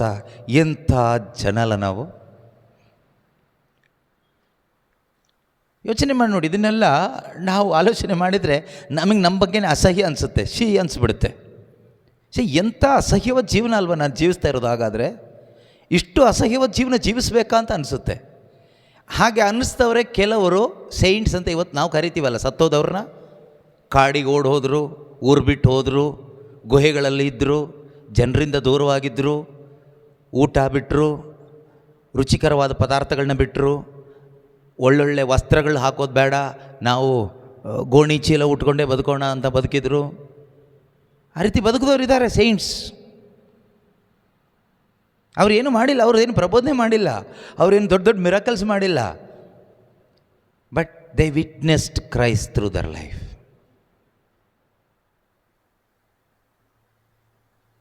ನಮಗೆಲ್ಲದರಲ್ಲೂ ಕಂಫರ್ಟ್ ಬೇಕು, ಎಲ್ಲದರಲ್ಲೂ, ಪ್ರತಿಯೊಂದು ವಿಷಯದಲ್ಲೂ. ಕಂಫರ್ಟ್ ಇಲ್ಲ ಅಂದರೆ ನಮಗೆ ಆಗಲ್ಲ. ಯೇಸುಸ್ವಾಮಿ ಎಷ್ಟೋ ಅದ್ಭುತ ಕಾರ್ಯಗಳನ್ನು ಈ ಜನರ ಮುಂದೆ ಮಾಡಿದರು. ಆದರೆ ದೇವರಿಗೆ ಗೊತ್ತಿತ್ತಾ ಇವರು ನಂಬೋದಿಲ್ಲ ಅಂತ? ಖಂಡಿತವಾಗ್ಲೂ ಗೊತ್ತಿತ್ತು. ಅದಕ್ಕೆ ಯೆಶಾಯ ಪ್ರವಾದಿ ಹೇಳ್ತಾನೆ ಹೀಗೆ, ಯೆಶಾಯ ಪ್ರವಾದಿಯ ಈ ಮಾತು ನೆರವೇರಿತು. ಏನಂತ ಯೆಶಾಯ ಪ್ರವಾದಿ ಹೇಳ್ತಾನೆ? ಸರ್ವೇಶ್ವರ ನಮ್ಮ ಸಂದೇಶವನ್ನು ನಂಬಿದವರು ಯಾರು? ದೇವರ ಶಕ್ತಿ ಸಾಮರ್ಥ್ಯ ಗೋಚರವಾದದ್ದು ಯಾರಿಗೆ? ಜನರು ವಿಶ್ವಾಸಿಸದೆ ಹೋದದ್ದಕ್ಕೆ ಯೆಶಾಯನು ಮತ್ತೊಂದು ವಚನದಲ್ಲಿ ಕಾರಣವನ್ನು ಸೂಚಿಸಿದ್ದಾನೆ. ಇದು ಯೆಶಾಯ ಕೊಟ್ಟ ಕಾರಣ. ತಮ್ಮ ಕಣ್ಣುಗಳಿಂದ ಅವರು ಕಾಣದಂತೆಯೂ ತಮ್ಮ ಮನದಿಂದ ಅವರು ಗ್ರಹಿಸದಂತೆಯೂ ಹಾಗೂ ಮನ ತಿರುಗಿ ನನ್ನಿಂದ ಗುಣ ಹೊಂದದಂತೆಯೂ ಅವರ ಕಣ್ಣುಗಳನ್ನು ಕುರುಡಾಗಿಸಿರುವರು, ಅವರ ಮನಸ್ಸನ್ನು ಕಲ್ಲಾಗಿಸಿರುವರು ದೇವರು. ಯೇಸುವಿನ ಮಹಿಮೆಯನ್ನು ಮನಗಂಡು ಅವರನ್ನು ಕುರಿತು ಮಾತನಾಡುವಾಗ ಯೆಶಾಯನು ಹೇಳಿದ ಮಾತುಗಳಿವು. ಅಂದರೆ God knows end from the beginning. ಆರಂಭದಲ್ಲಿಯೇ ಅಂತ್ಯ ತಿಳಿದಿರುವ ದೇವರು. ಯೇಸು ಸ್ವಾಮಿ ಈ ಜಗತ್ತಿಗೆ ರಕ್ಷಕನಾಗಿ ಬರ್ತಾರೆ, ಬಂದು ಅದ್ಭುತ ಕಾರ್ಯಗಳನ್ನ ಮಾಡ್ತಾರೆ. ಅವರ ಸ್ವಂತ ಜನ, ಯಹೂದ್ಯ ಜನ, ದೇವರು ಆರಿಸಿಕೊಂಡ ಜನ, ಇಸ್ರಾಯೇಲ್ ಜನ, ಆ ಜನರ ಮುಂದೆನೇ ಯೇಸು ಅದ್ಭುತ ಕಾರ್ಯಗಳನ್ನು, ಸೂಚಕ ಕಾರ್ಯಗಳನ್ನ ಮಾಡಿದರೂ ಕೂಡ, ಎಷ್ಟೇ ದೈವಿಕವಾದ ಉಪದೇಶ ಆ ಜನರಿಗೆ ಕೊಟ್ಟರೂ ಕೂಡ ಆ ಜನರು ದೇವರ ಕಡೆ ತಿರುಗೋದು ಇಲ್ಲ, ಯೇಸುವನ್ನು ನಂಬೋದು ಇಲ್ಲ, ಯೇಸುವನ್ನು ಆರಾಧಿಸೋದು ಇಲ್ಲ ಎಂದು ದೇವರಿಗೆ ಮುಂಚಿತವಾಗಿ ಗೊತ್ತಿತ್ತು. ಅದನ್ನು ಯೇಸು ಈ ಭೂಮಿಯಲ್ಲಿ ಮನುಷ್ಯನಾಗಿ ಹುಟ್ಟುವುದಕ್ಕಿಂತ ಸುಮಾರು 700 years ಬ್ಯಾಕ್, 700 ವರ್ಷಗಳ ಹಿಂದೆಯೇ ಪ್ರವಾದಿ ಯೆಶಾಯನ ಮುಖಾಂತರ ದೇವರು ಮಾತನಾಡಿಸಿದರು. ಆಗ ಯೆಶಾಯ ಹೇಳ್ದ, ಯೆಶಾಯನಿಗೇನು ಅರ್ಥ ಆಗಿಲ್ಲ, ಆದರೆ ಯೇಸು ಕ್ರಿಸ್ತನ ಕುರಿತಾಗಿ ಹೇಳಿದ ಮಾತುಗಳಾಗಿತ್ತದು. Prophecy about Jesus Christ. ಯೇಸುಗೆ ಆಶ್ಚರ್ಯ ಆಗಿಲ್ಲ ಇದನ್ನೆಲ್ಲ ನೋಡುವಾಗ. ಯಾಕೆಂದರೆ ಯೇಸು ಸ್ವಾಮಿಗೆ ಮೊದಲೇ ಗೊತ್ತಿತ್ತು, ನಾನು ಎಷ್ಟೇ ಬೋಧನೆ ಮಾಡಿದರೂ ಈ ಜನ ಚೇಂಜ್ ಆಗಲ್ಲ, ನಾನು ಎಷ್ಟೇ ಅದ್ಭುತ ಮಾಡಿದರೂ ಇವರು ಮಾನಸಾಂತರ ಪಡೋದು ಇಲ್ಲ, ನನ್ನಲ್ಲಿ ವಿಶ್ವಾಸ ಇಡೋದು ಇಲ್ಲ. ಮತ್ತೆ ಯಾಕೆ ಯೇಸು ಮಾಡಬೇಕಾಗಿತ್ತು ಅನ್ನೋದೊಂದು ಪ್ರಶ್ನೆ ನಿಮಗೆ ಬರುತ್ತೆ. ಯಾಕೆ ಅಂದರೆ ನನಗೋಸ್ಕರ, ನಿಮಗೋಸ್ಕರ. ಯೇಸು ದೇವರ ಪುತ್ರ ಎಂದು ವಿಶ್ವಾಸ ಇಡಬೇಕು, ಬೇರೆ ಯಾವುದೂ ಉದ್ದೇಶ ಇಲ್ಲ. ಯೋಹಾನರು ಅದನ್ನು ಅವರ ಕೊನೆಯ ಅಧ್ಯಾಯದ ಕೊನೆಯ ಭಾಗದಲ್ಲಿ 20ನೇ ಅಧ್ಯಾಯ 30-31ನೇ ವಚನದಲ್ಲಿ ಅದನ್ನು ಕ್ಲಾರಿಫೈ ಮಾಡ್ತಾರೆ. What is the purpose of the coming of Jesus Christ into this world? What is the purpose of all the signs and wonders Jesus performed here on this earth? What are the importances, ಮಹತ್ವಗಳು ಏನಾಗಿದೆ ಯೇಸುವಿನ ಉಪದೇಶದ್ದು? ಯಾಕೆ ಅವರು ಅಷ್ಟೊಂದು ಉಪದೇಶ ಮಾಡಿದರು? What is the importance of his teachings? ಏನು ಅಷ್ಟೊಂದು ಇಂಪಾರ್ಟೆನ್ಸ್ ಏನಿದೆ ಅದಕ್ಕೆ? ಯಾಕೆ, ಯಾವ ಉದ್ದೇಶಕ್ಕಾಗಿ ಹಾಗಾದರೆ ಅದನ್ನೆಲ್ಲ ಮಾಡಬೇಕಾಗಿತ್ತು? ಯೋಹಾನನ ಶುಭ ಸಂದೇಶ ಅಧ್ಯಾಯ 20 ವಾಕ್ಯ 30-31 ಏನು ಹೇಳುತ್ತೆ ಕೇಳಿಸ್ಕೊಳ್ಳಿ. ಯೇಸು ತಮ್ಮ ಶಿಷ್ಯರ ಕಣ್ಮುಂದೆ ಮಾಡಿದ ಸೂಚಕ ಕಾರ್ಯಗಳು ಇಷ್ಟೇ ಅಲ್ಲ, ಇನ್ನೂ ಎಷ್ಟೋ ಇದೆ. ಸೂಚಕ ಕಾರ್ಯಗಳು ಮಾತ್ರ ಅಲ್ಲ, ಸೂಚಕ ಕಾರ್ಯಗಳು ಮತ್ತು ಅದ್ಭುತ ಕಾರ್ಯಗಳು ಇನ್ನೂ ಎಷ್ಟೋ ಇದೆ. ಅದನ್ನು ಈ ಪುಸ್ತಕದಲ್ಲಿ ಬರೆದಿಲ್ಲ. ಇಲ್ಲಿ ಬರೆದಿದ್ದರ ಉದ್ದೇಶ ಇಷ್ಟೇ, ಬರೆದಿದ್ದು ಮಾತ್ರ ಅಲ್ಲ, ಮಾಡಿದ್ದು ಎರಡೂ ತಗೋಬೇಕು ನೀವು. ಓಕೆ, ಇಲ್ಲಿ ಬರೆದಿದ್ದರ ಉದ್ದೇಶ ಮತ್ತು ಯೇಸು ಅದ್ಭುತ ಮಾಡಿದ್ರಲ್ಲ, ಯಾಕೆ ಮಾಡಿದ್ರು? ಹಾಗಾದರೆ ಕೇಳ್ಬೋದು ಜನ, ಯೇಸು ಇಷ್ಟೆಲ್ಲ ಅದ್ಭುತ ಮಾಡಿದ್ರಲ್ಲ, ಯಾಕೆ ಅದ್ಭುತ ಮಾಡಬೇಕಾಗಿತ್ತು ಅವರು ಅಂತ ಒಂದು ಪ್ರಶ್ನೆ ಅಲ್ವಾ? ಮತ್ತು ಯೇಸುವಿನ ಬೋಧನೆ, his deeds and his words, why he performed so many deeds of power, ಶಕ್ತಿಯುತವಾದ ಕಾರ್ಯಗಳನ್ನು ದೇವರು ಅಥವಾ ಯೇಸು ಕ್ರಿಸ್ತನು ಈ ಭೂಮಿಯಲ್ಲಿ ಯಾರಿಗಾಗಿ, ಯಾತಕ್ಕಾಗಿ ಮಾಡಿದರು? ಒಂದು. ಎರಡನೇ ಪ್ರಶ್ನೆ, why he preached so many messages even though people could not understand at the time. ಯೇಸು ಸ್ವಾಮಿಯ ಸಮಯದಲ್ಲಿ ಇದ್ದಂಥ ಜನರಿಗೆ ಏನೂ ಅರ್ಥ ಆಗಿಲ್ಲ, 1% ಅರ್ಥ ಆಗಿಲ್ಲ. ಜೊತೆಗಿದ್ದಂಥ ಶಿಷ್ಯರಿಗೆ 3.5 ವರ್ಷ ಜೊತೆಯಲ್ಲಿ ಹಾಕ್ಕೊಂಡು ತಿರುಗಿದ್ರು, ಅವರು ಮಾಡಿದ ಉಪದೇಶ 1% ಅರ್ಥ ಆಗಿಲ್ಲ ಅಂತ ನನಗನ್ಸುತ್ತೆ. ಏನೂ ಅರ್ಥ ಆಗಿಲ್ಲ.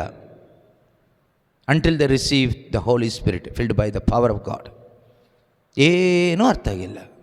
ಅವರು ಮಾಡಿದ ಅದ್ಭುತಗಳು ಏನೂ ಅರ್ಥ ಆಗಿಲ್ಲ. ಅದ್ಭುತ ಮಾಡಿದ್ರು ಹೌದು, ಅರ್ಥ ಆಗಿಲ್ಲ ಯಾಕೆ ಮಾಡಿದರು ಅಂತ. ಇವತ್ತೆಷ್ಟೋ ಜನ ಈ ಕರಿಸ್ಮ್ಯಾಟಿಕ್ ಅವರಿಗೂ ಅರ್ಥ ಆಗಿಲ್ಲ, ಆದರೂ ಅದ್ಭುತ ಮಾಡ್ತಾರೆ, ಅವರಿಗೆ ಗೊತ್ತಿಲ್ಲ. ಅದ್ಭುತ ನಡೀತಾ ಇದೆ, ಯಾಕೆ ನಡೀತಾ ಇದೆ ಗೊತ್ತಿಲ್ಲ. ಬೋಧನೆ ನಡೀತಾ ಇದೆ, ಯಾಕೆ ಅದು ಗೊತ್ತಿಲ್ಲ. ಬೈಬಲ್ ಇದೆ, ಯಾಕೆ ಗೊತ್ತಿಲ್ಲ. ಕ್ರಿಶ್ಚಿಯನ್ಸ್ ಬೈಬಲ್ ಇದೆ, ಯಾಕೆ ಗೊತ್ತಿಲ್ಲ. We don't know. ಇದರಲ್ಲಿ ತುಂಬ ವಾಕ್ಯಗಳಿದೆ, ಯಾಕೆ ಗೊತ್ತಿಲ್ಲ. ಆದರೆ ಕನ್ಕ್ಲೂಷನ್ ಏನು? ಕನ್ಕ್ಲೂಷನ್ ಇಷ್ಟೇ, simple, very simple conclusion, but powerful conclusion. Simple, powerful truth. ಓದಿ, ಇನ್ನೊಂದು ಸರಿ ಓದಿ 2 ವಾಕ್ಯನು 30-31. ಯೇಸುಸ್ವಾಮಿ ತಮ್ಮ ಶಿಷ್ಯರ ಕಣ್ಮುಂದೆ ಮಾಡಿದ ಸೂಚಕ ಕಾರ್ಯಗಳು ಇಷ್ಟೇ ಅಲ್ಲ, ಇನ್ನೂ ಬೇಕಾದಷ್ಟಿದೆ. ಅವನ್ನು ಈ ಪುಸ್ತಕದಲ್ಲಿ ಬರೆದಿಲ್ಲ. ಇಲ್ಲಿ ಬರೆದಿದ್ದರ ಉದ್ದೇಶ ಇಷ್ಟೇ.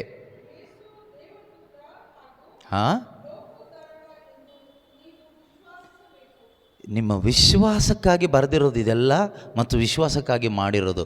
ಏನೆಂದು ವಿಶ್ವಾಸಿಸಬೇಕು? Jesus is the son of God. Jesus is the saviour of the world. ಯೇಸು ರಕ್ಷಕ, ಉದ್ಧಾರಕ, ವಿಮೋಚಕ, ಮೆಸ್ಸಿಯ. Jesus is the Christ. There are many Christs, but Jesus is the Christ. ಅನೇಕ ಉದ್ಧಾರಕರು ಬಂದರು ಯಹೂದ್ಯರಲ್ಲಿ, ಅನೇಕ ರಕ್ಷಕರುಗಳು ಬಂದರು, ಅನೇಕ ಅಭಿಷಿಕ್ತರುಗಳು ಬಂದರು. ಆದರೆ Jesus is the only saviour. Is the way, the saviour, the truth, the life. ಇದು Bible message. Not one of the, but he is the only saviour of the world. He is the only true ಮೆಸ್ಸಾಯ.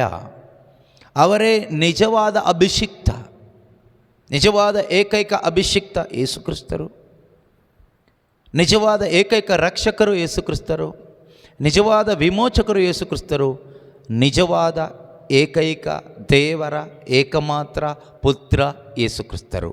ಮಾತ್ರವಲ್ಲ, he is God almighty who created everything. In order to confirm this truth, he performed all these signs and wonders, and he preached so many messages. Confirm to whom? Confirm to everyone who repent and believe. ಮಾನಸಾಂತರಪಟ್ಟು ವಿಶ್ವಾಸ ಇಡುವ ಪ್ರತಿಯೊಬ್ಬರಿಗೂ ಒಂದು confirmation ಬೇಕಲ್ವಾ? ಯೇಸು ನನ್ನ ರಕ್ಷಕ, ಯೇಸು ನನ್ನ ದೇವರು ಅಂತ. ಅದಕ್ಕೆ ಕೆಲವು ಟೈಮ್ ನೀವು ಹೇಳ್ತಿರಲ್ಲ, ನಾವು ನಂಬಿದ್ದಕ್ಕೆ ನಮಗೇನು ಸಿಗುತ್ತೆ? ನೀನು ನಂಬಿದರೆ ನಿನಗೆ ರಕ್ಷಣೆ ಸಿಗುತ್ತೆ. ಅದ್ಭುತ ಅಲ್ಲ? ನಂಬಿದರೆ, ನೀನು ಮೆಸೇಜನ್ನು ನಂಬಿದರೆ, ಶುಭ ಸಂದೇಶವನ್ನು ನಂಬಿದರೆ ನಿನಗೇನು ಸಿಗುತ್ತೆ ಕೇಳಿದರೆ, ನಿನಗೆ ರಕ್ಷಣೆ ಸಿಗುತ್ತೆ. You will have the conviction in your heart that Jesus is the messiah. Jesus is the true God. ಯೇಸುವೆ ನಿಜವಾದ ದೇವರು, ಯೇಸುವೆ ನಿಜವಾದ ಅಭಿಷಿಕ್ತನಾದ ಲೋಕೋದ್ಧಾರಕ ಎಂಬ ಒಂದು ಕನ್ವಿಕ್ಷನ್, ಮನವರಿಕೆ ಸಿಗುತ್ತೆ. ಇದೊಬ್ಬ ಮನುಷ್ಯನಿಗೆ ಸಿಕ್ಬಿಟ್ರೆ ಆವತ್ತೇ ಅವನು ಕ್ರಿಶ್ಚಿಯನ್ ಆಗೋದು, ಪಾಸ್, ಅವನ ಜೀವನ ಮುಗೀತು, ಸ್ವರ್ಗ ಗ್ಯಾರಂಟಿ. ಮತ್ತೆ ಅವನ ಅದ್ಭುತದ ಹಿಂದೆ ಹೋಗಲ್ಲ, ಆಶೀರ್ವಾದಕ್ಕಾಗಿ ಪ್ರಾರ್ಥಿಸಲ್ಲ. ಯಾಕೆ ಅಂದರೆ ಅಲ್ಟಿಮೇಟ್ ಆಗಿರೋದು ಸಿಕ್ಕಿದೆ. Is convinced, is fully convinced. ಈ ಕನ್ವಿಕ್ಷನ್ ಇಲ್ಲದೆ ಇರುವಾಗ, ಅಥವಾ ಟ್ರೂ ಫೇತ್ ಅನ್ನೋದು ಇಲ್ಲದೆ ಇರುವಾಗ, ನಾವೆಲ್ಲ ಹೇಳ್ತೀವಿ ಲಾಸ್ಟಿಗೆ, ಆಶೀರ್ವಾದ ಬೇಕಲ್ಲ ಬ್ರದರ್ ಅಂತ ಹೇಳ್ತೀವಿ. ನಮ್ಮ ಟೀಮಲ್ಲೇ ಇದ್ದಾರೆ ಸುಮಾರು ಜನ ಆ ಥರದವರು, ಸುಮಾರು ಜನ ಇದ್ದಾರೆ ನಮ್ಮ ಟೀಮಲ್ಲೇ. ಆಯಿತಾ? ನೀವು ಹೇಳೋದೆಲ್ಲ ಕರೆಕ್ಟಾಗಿದೆ ಬ್ರದರ್, ಒಪ್ಪಿಗೆ ಆಗುತ್ತೆ. ಆದರೂ ಬಟ್ ಎಷ್ಟು ಹಾಳು ಮಾಡುತ್ತೆ ಅಲ್ಲ? ಬಟ್ ನಾವು ಮನುಷ್ಯರು ಅಂತ ಹೇಳುವಾಗ, ಪ್ರಪಂಚದಲ್ಲಿ ಬದುಕುವಾಗ ನಮಗೆ ಆಶೀರ್ವಾದ ಬೇಕಲ್ವಾ? ಅಲ್ಲೇ ನೀನು ಹಾಳಾಗಿ ಹೋದೆ. You are not fully convinced, you are not satisfied with Jesus. ನಿನಗೆ ಸುಮಾರು ವಿಷಯಗಳು ಗೊತ್ತಾಗಿದೆ ಅಷ್ಟೇ. You know only about Jesus, you do not know Jesus. Knowing Jesus is entirely different than knowing about Jesus. Knowing Jesus will save you. ಯೇಸುವನ್ನು ಅರಿತುಕೊಳ್ಳೋದು ನಿನಗೆ ರಕ್ಷಣೆ ಸಿಗುತ್ತೆ. ಯೇಸುವಿನ ಬಗ್ಗೆ ತಿಳ್ಕೊಂಡ್ರೆ ಅಲ್ಲಿ ಇಲ್ಲಿ ಬ್ಯಾಗ್ ಎತ್ಕೊಂಡು ಹೋಗ್ಬೋದು, ಧ್ಯಾನಗಳಿಗೆ, ಪ್ರಾರ್ಥನೆಗಳಿಗೆ, ಆಶೀರ್ವಾದಕ್ಕೋಸ್ಕರ. ಇವತ್ತು ನಾವು ಅದೇ ಮಾಡ್ತಾ ಇರೋದು. ಯೇಸುನ ತಿಳ್ಕೊಂಡ್ರೆ ಬ್ಯಾಗ್ ಎತ್ಕೊಂಡು ಮನೆ ಬಿಟ್ಟು ಹೋಗ್ತೀವಿ, ಟಾಟಾ ಹೇಳಿಬಿಟ್ಟು, ಇನ್ನು ಮುಂದೆ ನಾನು ಬದುಕೋದಾದರೆ ಯೇಸುಗೋಸ್ಕರ ಬದುಕ್ತೀನಿ, ದೇವರ ಸೇವೆ ಮಾಡಬೇಕು ಅಂತ, ಶುಭ ಸಂದೇಶಕ್ಕಾಗಿ ನಾನು ಹೋಗಬೇಕು ಅಂತ. ಧ್ಯಾನಕ್ಕಲ್ಲ, ಶುಭ ಸಂದೇಶಕ್ಕೆ. ಯಾಕೆಂದರೆ I know Jesus is my Lord, is my Savior. I am saved by grace through faith. I found the messiah. ನನಗೆ ಮೆಸ್ಸಿಯ ಸಿಕ್ಕಿದ್ದಾರೆ. ಯಾರು ಹೇಳಿದ ಮಾತು? ನಥಾನಿಯಲ, ಫಿಲಿಪ್ಪ ನಥಾನಿಯಲ್ ಯಾರು ಹೇಳ್ತಾರಲ್ವ, ನಮಗೆ ಮೆಸ್ಸಿಯ ಸಿಕ್ಕಿದ್ದಾರೆ. ಆ್ಯಂಡ್ರೂನ ಯಾರೋ ಹೇಳಿದರು, ಯೋಹಾನನ ಶುಭ ಸಂದೇಶದಲ್ಲಿದೆ, 1ನೇ ಅಧ್ಯಾಯದಲ್ಲೇ ಇದೆ ಅನಿಸುತ್ತೆ. ಓಕೆ, ಫಿಲಿಪ್ಪ ಇರಬೇಕು, ನಥಾನಿಯಲ್ಲಿ ಹೇಳಿದ್ನ ಅನಿಸುತ್ತೆ ಮೋಸ್ಟ್ಲಿ, ಅಥವಾ ಆ್ಯಂಡ್ರೂ ಹೋಗಿ ಹೇಳಿದ್ನೇನು. ಫಿಲಿಪ್ ಅಲ್ವಾ? ಫಿಲಿಪ್ ಯಾರಿಗೆ ಹೇಳಿದ್ದು? ನಥಾನಿಯಲ್ನಿಗೆ. ನಮಗೆ ಯಾರು ಸಿಕ್ಕಿದ್ದಾರೆ? ಮೆಸ್ಸಾಯ ಸಿಕ್ಕಿದ್ದಾರೆ. We found the messiah. ನಾವೇನು ಹೇಳ್ತೀವಿ? ನಾವಲ್ಲಿ ಧ್ಯಾನಕ್ಕೆ ಹೋದ್ವಿ, we found a great miracle working man. ನಾವಲ್ಲಿ ಹೋದ್ವಿ, ಒಬ್ಬ ದೊಡ್ಡ ಅದ್ಭುತ ಮಾಡೋರನ್ನ ನಾವು ಕಂಡ್ವಿ. ನಾವು ಆ ಧ್ಯಾನಕ್ಕೆ ಹೋದ್ಮೇಲೆ ಗೊತ್ತಾಯಿತು ಯೇಸು ದೊಡ್ಡ ಪ್ರವಾದಿ ಅಂತ. ಪ್ರಯೋಜನ ಇಲ್ಲ ನಿನಗೆ. ಒಬ್ಬ ಬಂದ ಯೇಸು ಹತ್ರ, good teacher, I want eternal life. ಅವನಿಗೇನು ಪ್ರಯೋಜನ ಆಗಿಲ್ಲ. ಸೊ ಎಷ್ಟು ಒಳ್ಳೆ ಟೀಚಿಂಗ್ ಇದೆ ಗೊತ್ತಾ? So he thought Jesus is a good teacher. He could not recognise he is a good saviour.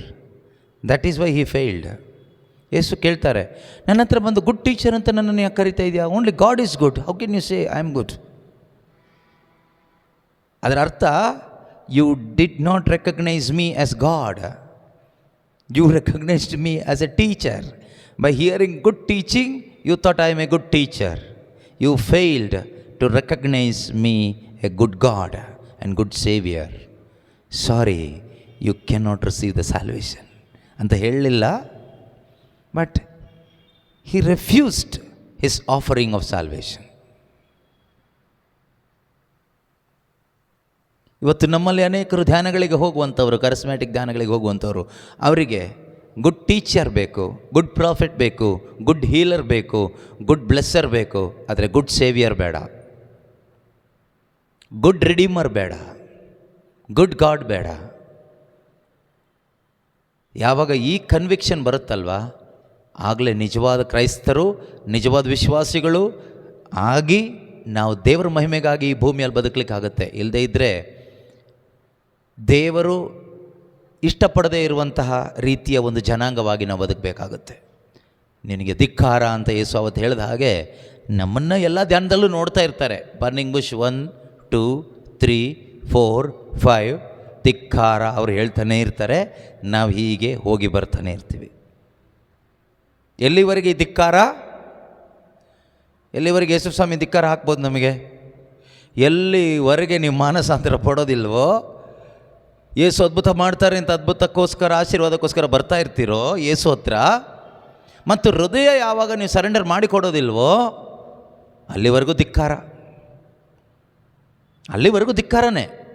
ನೀವು ಏನೇ ಹೇಳಿ, ಅದ್ಭುತ ಚೆನ್ನಾಗಿತ್ತು, ಹಾಡು ಚೆನ್ನಾಗಿತ್ತು, ಡ್ಯಾನ್ಸ್ ಚೆನ್ನಾಗಿತ್ತು, ಮ್ಯೂಸಿಕ್ ಚೆನ್ನಾಗಿತ್ತು, ಊಟ ಚೆನ್ನಾಗಿತ್ತು, ಹೀಲಿಂಗ್ ಸರ್ವಿಸ್ ಚೆನ್ನಾಗಿತ್ತು, ದೆವ್ವಗಳು ಬಿಟ್ಟು ಹೋಗ್ತಾ ಇತ್ತು, ಎಲ್ಲ ಹೇಳ್ಕೊಳ್ಳಿ, ಎಲ್ಲ ಒಳ್ಳೆಯದೇ.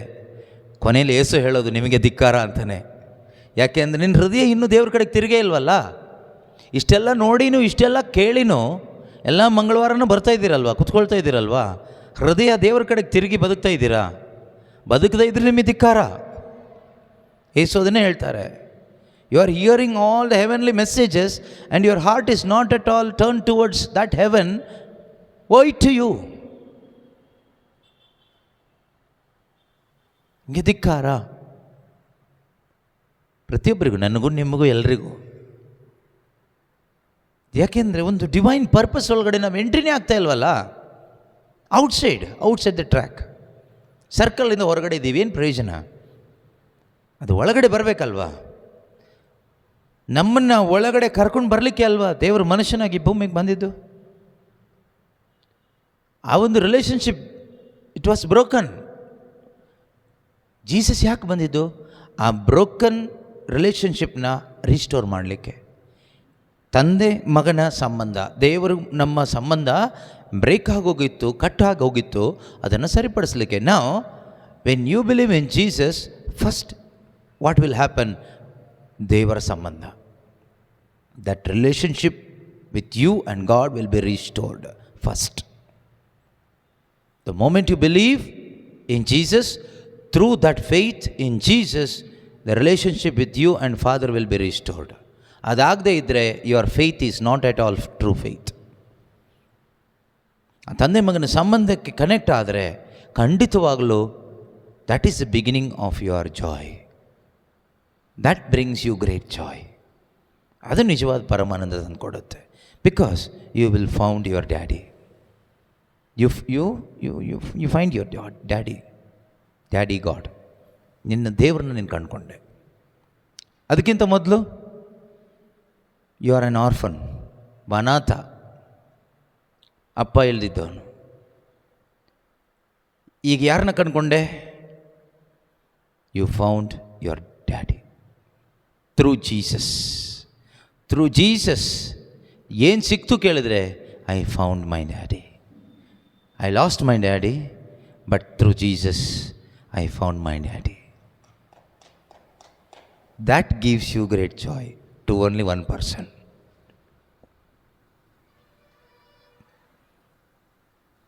Why to you all who not yet accept that truth? ಇನ್ನೂ ಕೂಡ ಸತ್ಯವನ್ನು ನಮಗೆ ಒಳಗಡೆ ಸಂತೋಷವಾಗಿ ಹೇಳ್ಕೊಳ್ಳಿಕ್ಕೆ ಸಾಧ್ಯ ಆಗ್ತಾಯಿಲ್ಲ. ಇನ್ನೂ ಆಶೀರ್ವಾದ ಯಾವಾಗ ಬರುತ್ತೆ ಅಂತ ಕಾಯ್ತಾ ಇದ್ದೀವಿ ಅಲ್ವಾ? ಎಷ್ಟೊಂದು ನಮ್ಮ ಹೃದಯ ಇನ್ನೂ ಕಠಿಣವಾಗಿರ್ಬೋದು. ಆವಾಗ ಯೋಚನೆ ಮಾಡಿ ನೋಡಿ, ಥಿಂಕ್ ಮಾಡಿ, ಮೆಡಿಟೇಟ್ ಆನ್ ದೀಸ್ ಥಿಂಗ್ಸ್. ಇದನ್ನು ಮೆಡಿಟೇಟ್ ಮಾಡಿ. ಹೌದಲ್ವಾ? ಮೆಡಿಟೇಟ್ ಮಾಡೋದು ಹೇಗೆ ಅಂತ ಹೇಳ್ಕೊಡ್ತೀನಿ. ಅದನ್ನಾದರೂ ತಗೊಂಡು ಹೋಗ್ತೀವಿ. ಯೋಚನೆ ಮಾಡಿ, ಹೌದಲ್ವಾ? ಈ ರೀತಿ ಥಿಂಕ್ ಮಾಡಿ. ಹೌದಲ್ವಾ? ಯೇಸು ಕ್ರಿಸ್ತರು ಬಾರದೇ ಇದ್ದಿದ್ರೆ ಸ್ವರ್ಗದಲ್ಲಿರೋ ದೇವರು, ಆ ತಂದೆ ಮತ್ತು ನನಗೆ ಸಂಬಂಧನೇ ಬರ್ತಾ ಇರಲಿಲ್ವಲ್ಲ. ಅವರು ಬಂದು ಮುರಿದು ಹೋದ ನನ್ನ ದೇವರ ಸಂಬಂಧ ಒಂದು ಮಾಡಿ ಅಪ್ಪ ಮಗನ ಸಂಬಂಧ ಮಾಡಿಕೊಟ್ಟು ಹೋದ್ರಲ್ಲ. ಎಂಥ ದೊಡ್ಡ ದೇವರು ಯೇಸು ಸ್ವಾಮಿ, ಎಷ್ಟು ಒಳ್ಳೆ ದೇವರು ಯೇಸು ಸ್ವಾಮಿ. Think like that. ಆ ರೀತಿ ನೀವು ಥಿಂಕ್ ಮಾಡಿದರೆ ನಿಮ್ಗೆ ಅವ್ರ ಮೇಲೆ ಲವ್ ಜಾಸ್ತಿ ಆಗತ್ತೆ. You will fall in love with Jesus. ಅದೇ ಅತಿಶಯ ಕಾರ್ಯ ದೇವರು ನಮಗೆ ಮಾಡಿರೋದು, ಯೇಸು ಕ್ರಿಸ್ತರು ನಮಗೆ ಮಾಡಿರೋದು. ಅದೆಲ್ಲ ಬೇರೆ ನಮಗೆ ಗೊತ್ತು. ನಮ್ಮ ಪಾಪ ತೊಳೆದ್ರು, ರಕ್ತ ಸುರಿಸಿದ್ರು, all these things are fine. But for what all he did all these things? For what? To restore that bond, that connection with the father. ಎದ್ದು ನಿಂತ್ಕೊಳ್ಳೋಣ, ಪ್ರಾರ್ಥಿಸೋಣ. ಪ್ರೀತಿಮಯ ತಂದೆಯಾದ ದೇವರೇ, ಅಪ್ಪ, ಕಳೆದು ಹೋದ ಸಂಬಂಧವನ್ನು ಮರಳಿ ಪಡೆದುಕೊಳ್ಳಲು ನೀವು ಕಳಿಸಿಕೊಟ್ಟ ಸ್ವರ್ಗೀಯ ಮಧ್ಯಸ್ಥನು, ಪ್ರಧಾನ ಯಾಜಕನು, ನಮ್ಮ ಪ್ರಭುವು ರಕ್ಷಕನೂ ಆದ ಪ್ರಭು ಯೇಸು ಕ್ರಿಸ್ತನಿಗಾಗಿ ನಿಮಗೆ ಸ್ತೋತ್ರಪ್ಪ. ಪ್ರಭು ಯೇಸುವೆ, ನೀವು ಅರ್ಪಿಸಿದ ಆ ಮಹಾಯಾಗಕ್ಕಾಗಿ ಸ್ತೋತ್ರ. ನೀವು ಅರ್ಪಿಸಿದಂಥ ಮಹಾಯಾಗದ ಪರಿಣಾಮವಾಗಿ ಸ್ವರ್ಗದ ದೇವರನ್ನು ತಂದೆ ಎಂದು ಕರೆಯಲು ಮತ್ತು ತಂದೆ ಮತ್ತು ಮಗನ ಸಂಬಂಧಕ್ಕೆ ನಾನು ಬರಲು ಯೇಸುವೆ ನೀವು ಅವಕಾಶ ಮಾಡಿಕೊಟ್ಟಿದ್ದೀರಿ, ಹಕ್ಕು ಕೊಟ್ಟಿದ್ದೀರಿ. ದೇವರ ಮಗನಾಗುವ ಮಗಳಾಗುವ ಹಕ್ಕು ಇಂದು ನಮಗೆ ಲಭಿಸಿದೆ ನಿಮ್ಮ ಕೃಪೆಯಿಂದ. ಅದಕ್ಕಾಗಿ ನಿಮಗೆ ಸ್ತೋತ್ರ. ಪರಿಶುದ್ಧಾತ್ಮರೇ, ನಮ್ಮ ಅಂತರಂಗದಲ್ಲಿ ನೀವಿದ್ದು ತಂದೆಯನ್ನು ಪ್ರೀತಿಸಲು, ಆರಾಧಿಸಲು, ತಂದೆಯ ಅನ್ಯೋನ್ಯತೆಯಲ್ಲಿ ಬದುಕಲು ನಮಗೆ ಸಹಾಯ ಮಾಡಿ ಆ ಪರಲೋಕದ ಪ್ರಯಾಣದಲ್ಲಿ ನಮ್ಮನ್ನು ಕೈ ಹಿಡಿದು ನಡೆಸಿಕೊಂಡು ಹೋಗ್ತಾ ಇದ್ದೀರಿ. ಅದಕ್ಕಾಗಿ ನಿಮಗೆ ಸ್ತೋತ್ರ.